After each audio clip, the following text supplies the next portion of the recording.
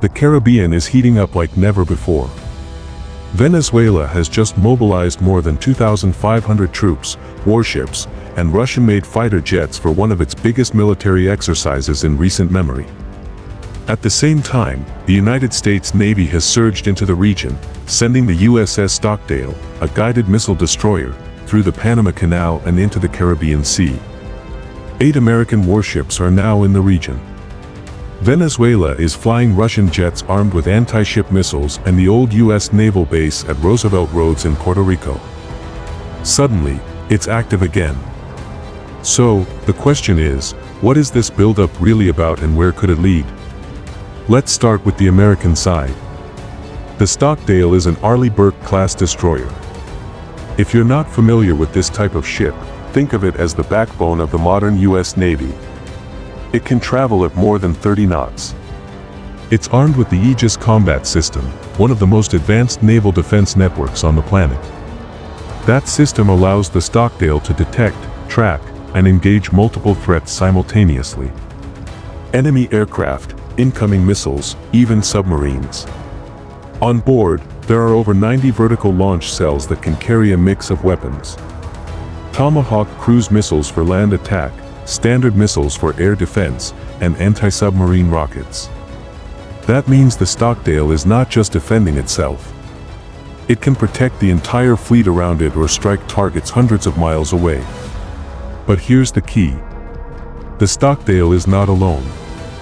Then comes the Lake Erie, a Ticonderoga-class cruiser. If the destroyers are bodyguards, the cruiser is the command brain.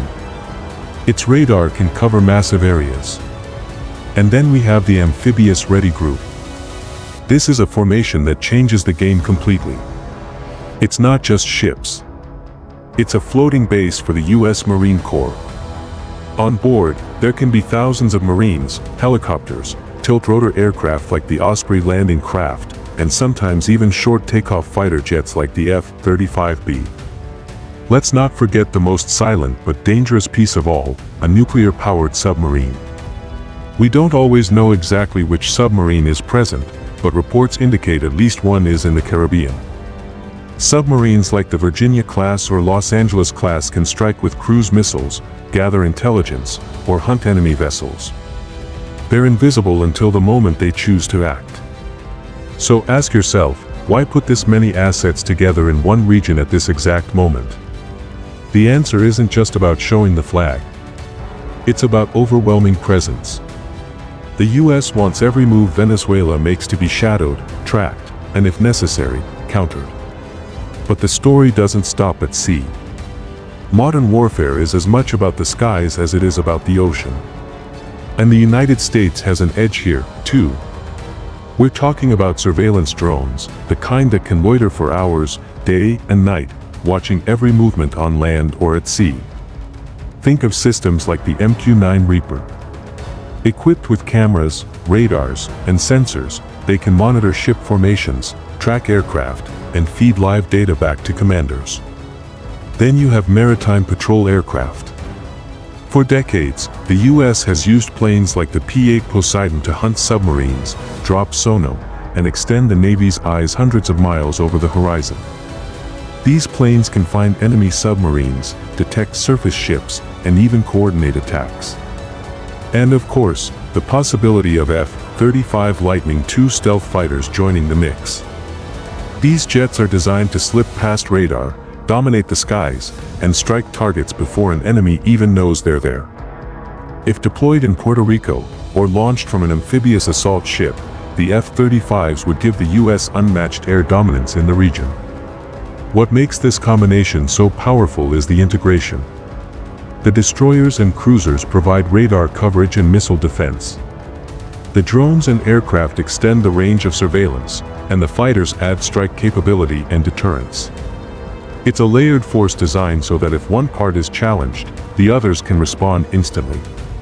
So again, why now? Why all of this at once?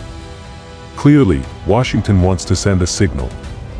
And that signal is we are watching, we are ready, and we have every angle covered. And here's where things take another turn. The Roosevelt Roads naval base in Puerto Rico used to be one of the largest U.S. bases in the Caribbean. For decades, it was a hub for operations in the region. But after the early 2000s, it was largely shut down. Ships stopped docking there. Flights decreased. It became a shadow of its former self. Now, suddenly, Roosevelt Roads is active again. Reports indicate U.S. ships are docking there, resupplying and moving in and out of the base. Aircraft operations are increasing. Drones may be flying from the area. It's as if the switch was flipped and the base was brought back to life overnight. Why is this important? Because location is everything. Roosevelt Roads sits at a perfect crossroads.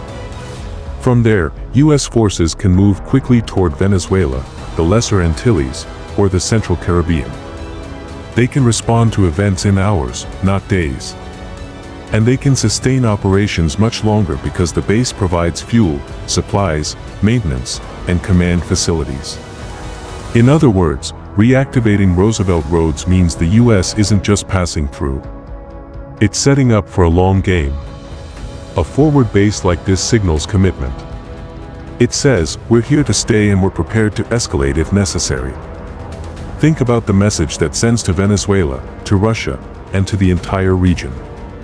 While all this is happening, Venezuela is staging one of its largest exercises in years. The operation called Caribe Soberano 200 brings together over 2,500 troops, 12 ships, and 22 aircraft.